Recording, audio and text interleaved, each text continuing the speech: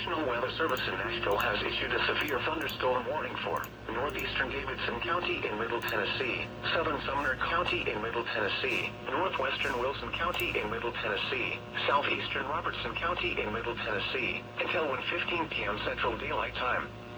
At 12:41 p.m. Central Daylight Time, a severe thunderstorm was located over Greenbrier, or near Springfield, moving southeast at 50 miles per hour. This is a destructive storm for the Greenbrier area. Hazard, 80 miles per hour wind gusts and nickel-size hail. Source, radar indicated. Impact, flying debris will be dangerous to those caught without shelter. Mobile homes will be heavily damaged. Expect considerable damage to roofs, windows, and vehicles. Extensive tree damage and power outages are likely.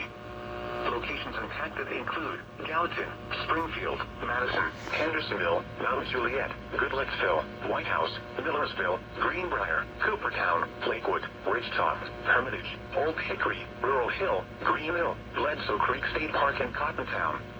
This includes the following highways: Interstate 40 between mile markers 220 and 226.